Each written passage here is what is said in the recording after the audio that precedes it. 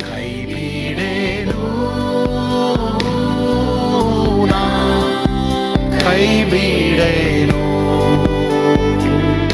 ಆ ಮಾತು ಹೇಳಿದ ತಾ ಹೇಳಿದ ನಲ್ಲವೇ. ನಾ ಕೈ ಬಿಡೇನು,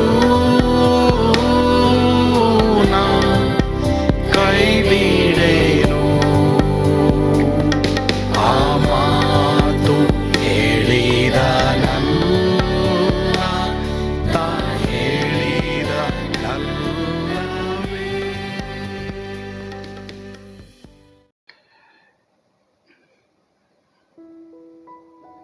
ಯೇಸು ಕೈ ಬಿಡನು ದೈನಂದಿನ ಸತ್ಯವೇದ ಅಧ್ಯಯನಕ್ಕೆ ನಿಮ್ಮೆಲ್ಲರನ್ನು ಆಹ್ವಾನಿಸುತ್ತೇನೆ. ಆದಿಕಾಂಡ 28 10-15 ವಚನವನ್ನ ಇದನ್ನು ನಾವು ಧ್ಯಾನ ಮಾಡೋಣ. ಇಲ್ಲಿ ಯಾಕೋಬನು ಬೇತೇಲಿನಲ್ಲಿ ಕನಸು ಕಾಣ್ತಾರೆ. ಅದರ ಕುರಿತು ಈಗ ನಾವು ನೋಡೋಣ. ಓದ್ಕೊಳ್ಳೋಣವಾ? ಯಾಕೋಬನು ಕಾರಾನಿಗೆ ಹೋಗಬೇಕೆಂದು ಬೇರ್ಷೆಬದಿಂದ ಹೊರಟನು. ಅವನು ಹೋಗುತ್ತಿರಲು ಒಂದು ಸ್ಥಳಕ್ಕೆ ಸೇರಿದಾಗ ಹೊತ್ತು ಮುಳುಗಿದ್ರಿಂದ ಆ ರಾತ್ರಿ ಅಲ್ಲಿಯೇ ಇಳಿದುಕೊಂಡನು. ಅವನು ಅಲ್ಲಿದ್ದ ಕಲ್ಲುಗಳಲ್ಲಿ ಒಂದು ಕಲ್ಲನ್ನ ತಲೆಗಿಂಬಾಗಿ ಇಟ್ಟುಕೊಂಡು ಆ ಸ್ಥಳದಲ್ಲಿ ಮಲಗಿಕೊಂಡನು. ಆ ರಾತ್ರಿ ಅವನು ಕನಸು ಕಂಡನು. ಆ ಕನಸಿನಲ್ಲಿ ಒಂದು ನಿಚ್ಚಣಿಗೆ ನೆಲದ ಮೇಲೆ ನಿಂತಿತ್ತು. ಅದರ ತುದಿ ಆಕಾಶವನ್ನು ಮುಟ್ಟಿತ್ತು. ಅದರ ಮೇಲೆ ದೇವದೂತರು ಹತ್ತುತ್ತಾ ಇಳಿಯುತ್ತಾ ಇದ್ದರು. ಇದಲ್ಲದೆ ಯೆಹೋವನು ಅವನ ಬಳಿಯಲ್ಲಿ ನಿಂತು, ನಾನು ನಿನ್ನ ತಂದೆಯಾದ ಅಬ್ರಹಾಮನ ದೇವರು, ಇಸಾಕನ ದೇವರು ಆಗಿರುವ ಯೆಹೋವನು. ನೀನು ಮಲಗಿಕೊಂಡಿರುವ ಈ ದೇಶವನ್ನು ನಿನಗೂ ನಿನ್ನ ಸಂತತಿಗೂ ಕೊಡುತ್ತೇನೆ. ನಿನ್ನ ಸಂತತಿಯು ಭೂಮಿಯ ಧೂಳಿನಂತೆ ಅಸಂಖ್ಯವಾಗುವುದು. ನೀನು ಪೂರ್ವ, ಪಶ್ಚಿಮ, ದಕ್ಷಿಣ, ಉತ್ತರಗಳಿಗೆ ದಿಕ್ಕುಗಳಿಗೆ ಹರಡಿಕೊಳ್ಳುವಿ. ನಿನ್ನ ಮೂಲಕವೂ ನಿನ್ನ ಸಂತತಿಯ ಮೂಲಕವೂ ಭೂಮಿಯ ಎಲ್ಲಾ ಕುಲದವರಿಗೂ ಆಶೀರ್ವಾದ ಉಂಟಾಗುವುದು. ಇದಲ್ಲದೆ ನಾನು ನಿನ್ನ ಸಂಗಡ ಇದ್ದು ನೀನು ಹೋಗುವ ಎಲ್ಲಾ ಸ್ಥಳಗಳಲ್ಲಿ ನಿನ್ನನ್ನು ಕಾಪಾಡಿ ತಿರುಗಿ ಈ ದೇಶಕ್ಕೆ ಬರಮಾಡುತ್ತೇನೆ. ನಾನು ನಿನಗೆ ಹೇಳಿದ್ದನ್ನೆಲ್ಲ ನೆರವೇರಿಸಿದ ಹೊರತು ಬಿಡುವುದಿಲ್ಲ ಅಂದನು. ಪ್ರಿಯ ದೇವರ ಮಕ್ಕಳೇ, ಈಗ ಈ ಅಧ್ಯಾಯದಲ್ಲಿ ನಾವು ಓದುವಂಥದ್ದು ಏನಂತಂದ್ರೆ, ರೆಬೆಕ್ಕಳು ಯಾಕೋಬನನ್ನ ತನ್ನ ಮಾವನ ಮನೆಗೆ ಏಸಾವನಿಂದ ತಪ್ಪಿಸಿಕೊಳ್ಳೋದಕ್ಕೆ ಕಳಿಸ್ತಾಳೆ. ಯಾಕೋಬನು ಈ ಸಂದರ್ಭದಲ್ಲಿ ಇನ್ನೂ ಮದುವೆ ಆಗಿರಲಿಲ್ಲ. ಸುಮಾರು ಯಮನಸ್ಥನಾಗಿದ್ದಿರಬಹುದು. ಅವನಿಗೆ ಎಷ್ಟು ವಯಸ್ಸಿತ್ತೋ ಗೊತ್ತಿಲ್ಲ. ಆದರೆ 28:11 ವಚನದಲ್ಲಿ ನಾವು ನೋಡ್ಬೇಕಾದ್ರೆ ಸೂರ್ಯನು ಆ ಟೈಮ್ನಲ್ಲಿ ಅಸ್ತಮಿಸ್ತಾನೆ. ಅಂದ್ರೆ ಇದು ಭೌಗೋಳಿಕವಾಗಿ ಸಾಧ್ಯವಾಗಿದ್ರೂ ಆತ್ಮೀಕವಾದ ಒಂದು ಅರ್ಥವನ್ನು ಕೊಡ್ತದೆ. ಈಗ ಇಲ್ಲಿ ಯಾಕೋಬನು ಹೋಗ್ತಾ ಇದ್ದಾನೆ. ಹೋಗ್ಬೇಕಾದ್ರೆ ಒಂದು ಸ್ಥಳಕ್ಕೆ ಬರ್ತಾನೆ. ಆ ಸ್ಥಳದಲ್ಲಿ ಕಲ್ಲನ್ನೇ ತಲೆದಿಂಬಾಗಿ ಮಾಡಿಕೊಂಡು ಮಲಗಿರ್ತಾನೆ. ಆಗ ಇವನಿಗೆ ಒಂದು ಕನಸು ಕಾಣ್ತಾನೆ. ಮಾತ್ರವಲ್ಲದೆ ಒಂದು ನಿಚ್ಚಣಿಗೆ ಕಾಣ್ತಾನೆ. ದೇವದೂತರು ಹತ್ತುತ್ತಾ ಇಳುತ್ತಾ ಬರ್ತಾ ಇರುವುದನ್ನ ಇವನು ಕಾಣ್ತಾನೆ. ಅಲ್ಲಿ ದೇವರು ಇವನಿಗೂ ವಾಗ್ದಾನ ಮಾಡ್ತಾರೆ. ಅಂದ್ರೆ ಯಾಕೋಬ ಇಲ್ಲಿ ಮೋಸ ಮಾಡಿ ಓಡಿ ಹೋಗ್ತಾ ಇದ್ದಾನೆ. ಏಸಾವನಿಗೆ ಭಯಪಟ್ಟು ಓಡಿ ಹೋಗ್ತಾ ಇದ್ದಾನೆ. ಆದ್ರೂ ಇಲ್ಲಿ ದೇವರು ಅವನಿಗೆ ಯಾಕೆ ವಾಗ್ದಾನ ಮಾಡ್ತಾರೆ ಅನ್ನೋದು ಒಂದು ಪ್ರಶ್ನೆ. ಈಗ ಇಲ್ಲಿ ನೋಡ್ರಿ, ಯಾಕೋಬನು ಇಲ್ಲಿ ಲೋಕಕ್ಕಾಗಿ ಜೀವಿಸ್ತಾ ಇರೋದು. ಮೋಸ ಮಾಡಿ ಎಲ್ಲವನ್ನ ತನಗೆ ಎಳೆದುಕೊಳ್ತಾ ಇದ್ದಾನೆ. ಆದರೆ ದೇವರು ತನ್ನ ಕರುಣೆಯಿಂದ ಯಾಕೋಬನ ಜೀವಿತವನ್ನ ಪುನಃ ಸ್ಥಾಪಿಸ್ತಾರೆ. ಹಾಗಾದ್ರೆ ಗಮನ ಇಡಿ, ನಾವು ಮೋಸ ಮಾಡಿದ್ರೆ, ನಾವು ದೇವರ ವಾಕ್ಯಕ್ಕೆ ವಿರುದ್ಧವಾಗಿ ಜೀವಿಸಿದ್ರೆ ದೇವರು ಯಾವಾಗಲೂ ನಮ್ಮನ್ನ ಕ್ಷಮಿಸ್ತಾರೆ ಅಂತಲ್ಲ ಪ್ರಿಯರೇ. ಆದ್ರೆ ಒಂದು ವೇಳೆ ಆ ರೀತಿ ನೀವು ಜೀವಿಸಿದ್ರೆ ನಿಮ್ಮನ್ನ ದೇವರು ಕರುಣಿಸ್ತಾರೆ. ಅಂದ್ರೆ ದೇವರು ಎಷ್ಟು ಪಾಪಿಗಳನ್ನ ಪ್ರೀತಿ ಮಾಡ್ತಾರೆ ಅನ್ನೋದು ಈ ಭಾಗದಿಂದ ನಾವು ನೋಡ್ತೀವಿ. ಒಂದ್ ವೇಳೆ ಯಾರಾದ್ರೂ ಆ ರೀತಿ ಇದ್ದೀರಾ, ಯಾರಿಗೋ ಭಯಪಟ್ಟು ದೇವರಿಗೆ ವಿರುದ್ಧವಾದ ಪಾಪಗಳು ಮಾಡಿ ಓಡಿ ಹೋಗ್ತಾ ಇದ್ದೀರಾ, ದೇವರಿಂದ ತಪ್ಪಿಸ್ಕೊಳ್ಳೋದಕ್ಕೆ ಓಡಿ ಹೋಗ್ತಾ ಇದ್ದೀರಾ, ದೇವರಿಂದ ತಪ್ಪಿಸ್ಕೊಳ್ಳೋಕ್ಕಾಗಲ್ಲ. ನೀವು ಆಕಾಶಕ್ಕೆ ಏರಿ ಹೋದ್ರು ದೇವರಲ್ಲಿರ್ತಾರೆ. ಪ್ರಿಯ ದೇವರ ಮಕ್ಕಳೇ, ಖಂಡಿತವಾಗಿ ದೇವರು ನಿಮ್ಮನ್ನ ಕರುಣಿಸ್ತಾರೆ. ಅವರ ಬಳಿಗೆ ಓಡ್ ಬನ್ರಿ. ಇನ್ನೊಂದು ನಾವು 13-14 ವಚನದಲ್ಲಿ ನೋಡ್ತೀವಿ. ಇದು ಅಬ್ರಹಾಮನ ವಾಗ್ದಾನ ಅಂತಲೂ ನಾವು ನೋಡ್ಬೋದು. ಅಬ್ರಹಾಮನಿಗೆ, ತಾತನಿಗೆ ವಾಗ್ದಾನ ಮಾಡಿರ್ತಾರೆ ದೇವರು. ಆ ವಾಗ್ದಾನ ದೇವರು ಇವನಿಗೂ ಸಹ ಕೊಡ್ತಾರೆ ಎಂಬುದಾಗಿ ನಾವು ನೋಡ್ತೇವೆ.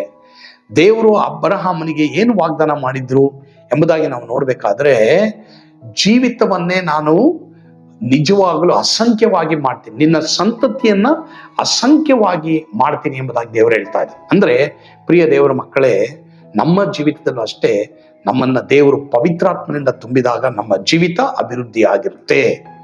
ಮಾತ್ರವಲ್ಲದೆ ಪವಿತ್ರಾತ್ಮನಿಂದ ತುಂಬಲ್ಪಡುವಂತ ಒಂದು ಅನ್ಯ ಭಾಷೆಯಿಂದ ಮಾತನಾಡುವುದು ಮಾತ್ರವಲ್ಲ, ಆದರೆ ನಮ್ಮ ಒಂದು ಕುಟುಂಬಗಳು ಪವಿತ್ರಾತ್ಮನಿಗೆ ಅನುಗುಣವಾಗಿ ನಡೆಯುವಾಗ ಮಾತ್ರವೇ, ನಾವು ದೇವರ ವಾಕ್ಯದ ತತ್ವಗಳಿಗೆ ವಿಧೇಯರಾಗಿ ನಡೆಯುವಾಗ ಮಾತ್ರವೇ ದೇವರು ನಮ್ಮ ಕುಟುಂಬಗಳನ್ನ ಆಶೀರ್ವಾದ ಮಾಡೋರಾಗಿದ್ದಾರೆ.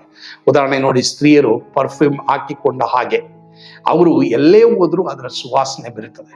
ಅದೇ ರೀತಿ ನಾವು ಒಂದು ಮನೆಗೆ 5 ನಿಮಿಷ ಭೇಟಿ ಮಾಡಿದ್ರು ಸಹ ನಾವು ದೇವರಾತ್ಮನಿಂದ ನಡೆಸಲ್ಪಡೋದಾದ್ರೆ ಮಾತ್ರನೇ ಮತ್ತೊಬ್ಬರಿಗೆ ಅದು ದೈವಿಕವಾದ ಸುವಾಸನೆಯನ್ನ ಕೊಡುವಂಥದ್ದಾಗಿದೆ. ನೀನು ಎಲ್ಲೋದ್ರೂ ಅನೇಕರು ದೇವರನ್ನ ಪ್ರೀತಿ ಮಾಡುವಂಥ ಒಂದು ಪ್ರೇರಣೆ, ದೇವರಿಗೆ ಭಯಪಡುವಂಥ ಒಂದು ಪ್ರೇರಣೆ ಅವರಿಗೆ ಉಂಟಾಗಬೇಕು. ಆ ರೀತಿ ನೀನಿದೆಯಾ? ದೇವರು ಹೇಳ್ತಾ ಇದ್ದಾರೆ, ಅಬ್ರಾಹ್ಮನಿಗೆ ಮಾಡಿದಂಥ ವಾಗ್ದಾನ, ನಾನು ಈಸಾಕನಿಗೆ ಮಾಡಿದಂಥ ವಾಗ್ದಾನ ನಿನಗೂ ನಾನು ಮಾಡ್ತೀನಿ. ಆದರೆ ನೀನೇನ್ ಮಾಡಬೇಕು? ದೇವರ ಆತ್ಮನಿಗೆ ಅನುಗುಣವಾಗಿ ದೇವರ ವಾಕ್ಯದ ತತ್ವಗಳಿಗೆ ವಿಧೇಯನಾಗಿ ನೀನು ನಡೆಯುವಾಗ ನಿನ್ನನ್ನು ಸಹ ನಾನು ಲೋಕದ ಎಲ್ಲಾ ಜನರಿಗೆ ಆಶೀರ್ವಾದ ಮಾಡ್ತೀನಿ, ನಿನ್ನ ಮೂಲಕ ಎಲ್ರಿಗೂ ಆಶೀರ್ವಾದ ಉಂಟಾಗುತ್ತೆ ಅಂತ ದೇವರಲ್ಲಿ ವಾಗ್ದಾನ ಮಾಡ್ತಾ ಇದ್ದಾರೆ. ಒಂದು ವೇಳೆ ನೀವು ಸಹ ಅನೇಕರಿಗೆ ಆಶೀರ್ವಾದವಾಗಿರ್ಬೇಕಾ? ಯೇಸುವಿಗೆ ನಿಮ್ಮ ಹೃದಯವನ್ನು ಕೊಡಿ. ಯೇಸುವನ್ನ ಬಿಟ್ಟು ಜೀವಿಸ್ತಾ ಇರೋದಾದ್ರೆ ದೇವ್ರ ಬಳಿಗೆ ಓಡ್ ಬಂದು, ದೇವರೇ ನಾನು ಪಾಪಿ, ನಾನು ಪಾಪ ಮಾಡಿದ್ದೀನಪ್ಪ, ತಿಳಿದು ತಿಳಿಯದೆ ನಾನು ಮಾಡಿಬಿಟ್ಟಿದ್ದೀನಿ, ನನ್ನ ಕ್ಷಮಿಸು, ನಿನ್ನ ರಕ್ತದ ಮೂಲಕ ನಾನು ತೊಳೆ ಶುದ್ಧ ಮಾಡೋದು, ನಾನು ಪಶ್ಚಾತ್ತಾಪ ಪಡ್ತೀನಿ, ನನಗೆ ನೀನೇ ಬೇಕೆಂಬುದಾಗಿ ಕೇಳ್ರಿ. ನಿಮ್ಮನ್ನ ದೇವರು ಅನೇಕರಿಗೆ, ಯಾಕೋಬನನ್ನ ಅನೇಕರಿಗೆ ಆಶೀರ್ವಾದ ಮಾಡಿದ ಹಾಗೆ ನಿನ್ನನ್ನ ಅನೇಕರಿಗೆ ಆಶೀರ್ವಾದ ನಿಧಿಯನ್ನಾಗಿ ಕರ್ತನ ಇಡ್ತಾರೆ. ಕರ್ತನ ಆ ರೀತಿಯೇ ಮಾಡ್ಲಿ. ಆಮೇನ್. God bless you. ಪ್ರಾರ್ಥನೆ ಮಾಡಲ್ವಾ? ಪರಮ ಪ್ರೀತಿಯುಳ್ಳ ತಂದೆ ಆದರೂ ನಿಮಗೆ ಸ್ತೋತ್ರ. ಈ ದಿನ ನಿನ್ನ ವಾಕ್ಯದ ಮೂಲಕವಾಗಿ ಮಾತನಾಡಿದ್ಯಾ. ಒಂದು ವೇಳೆ ಯಾರಿಗೂ ಭಯಪಟ್ಟು ಮೋಸ ಮಾಡಿ ಲೋಕಕ್ಕನುಗುಣವಾಗಿ ಜೀವಿಸಿ ಓಡಿ ಹೋಗ್ತಾ ಇರುವಂತ ಯಾರೇ ಇರ್ಬೋದಪ್ಪ, ನಿನ್ನ ಬಳಿಗೆ ಬರುವಾಗ ಅವ್ರನ್ನ ಪ್ರೀತಿ ಮಾಡುವಂತ ದೇವರು ನೀನು ಆಗಿದ್ದೀಯಾ, ಅವ್ರನ್ನ ಕರುಣಿಸು. ಸ್ತುತಿ, ಘನ, ಮಾನ, ಮಹಿಮೆ ನೀವೊಬ್ಬರೇ ಹೊಂದಿಕೊಳ್ಳ್ರಿ ಸ್ವಾಮಿ. ಯೇಸುವಿನ ಹೆಸರಿನಲ್ಲಿ ಪ್ರಾರ್ಥಿಸ್ತೇವೆ ದೇವರೇ. ಆಮೇನ್. ಕರ್ತನು ತಾನೇ ನಿಮ್ಮೆಲ್ಲರನ್ನ ಆಶೀರ್ವಾದ ಮಾಡಲಿ. ಸ್ವರ್ಗದ ಆನಂದ ನಿಮ್ಮೆಲ್ಲರನ್ನ ತುಂಬಿ ತುಳುಕಲಿ. Amen. God bless you.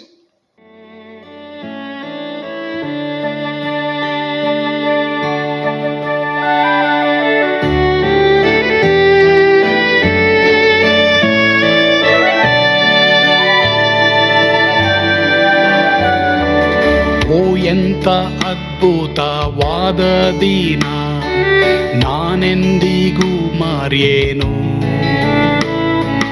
ಪಾಪಂಧಕಾರದೊಳ್ ಅಲೆದೇನ, ರಕ್ಷಕನ ಕಂಡೇನು. Komala ಕರುಣೆಯುಳ್ಳ Yesu N ಕೊರತೆ ನೀಗಿದ.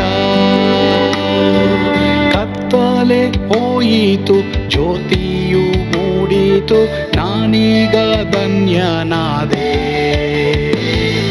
ಸ್ವರ್ಗದ ನಂದ ಎನ್ನಾತ್ಮ ತುಂಬಿತು, ಶಿಲುಬೆನಾಗ ಎನ್ ಸ್ವಸ್ಥ ಕೈದನು. ಎನ್ ಪಾಪ ತೋಳೆದ, ಈರುಳ ದಿನಕ್ಕೆ ತಿರುಗಿದ. ಸ್ವರ್ಗದ ನಂದ ಎನ್ನಾತ್ಮ ತುಂಬಿತು.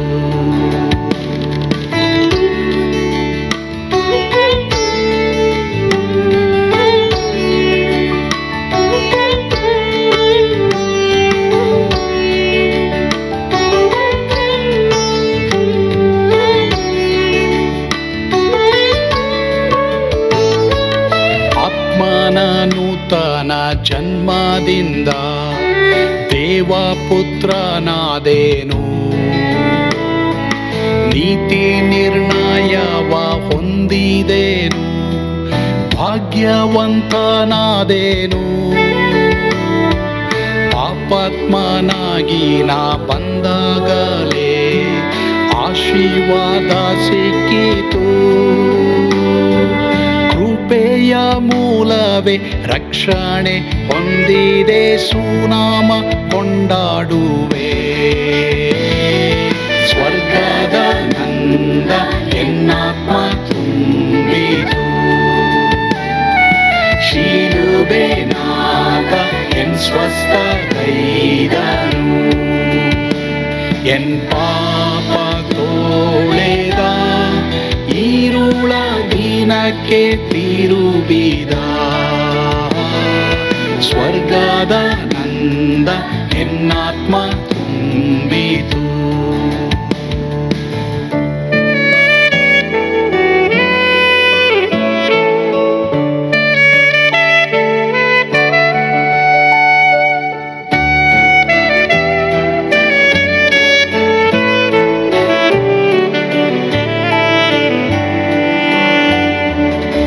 ಅನಂತ ನಿರೀಕ್ಷೆ ಏನಾಗಿದೆ, ಕಾಲವು ತೀರಲಾಗಿ ಸ್ವರ್ಗದ ಭವ್ಯ ಬಿಡಾರದಲ್ಲಿ ನಿತ್ಯವಾಗಿ ಇರುವೆ. ಶಿಲುಬೆ ನನಗೆ ಆಶ್ರಯವೇ, ನಂಬಿಕೆಗಾಧಾರವೇ. ನಿತ್ಯ ಐಶ್ವರ್ಯವ ದಿವ್ಯಾಶೀರ್ವಾದವ ಕರ್ತ ಇವನೇ ನಗೆ. ಸ್ವರ್ಗದ ನಂದ ಎನ್ನಾತ್ಮ ತುಂಬಿತು, ಶಿಲುಬೆ ನಾದ ಎನ್ ಸ್ವಸ್ಥಗೈದನು. ಎನ್ ಪಾಪ ತೋಳೆದ ಈರುಳ ದಿನಕ್ಕೆ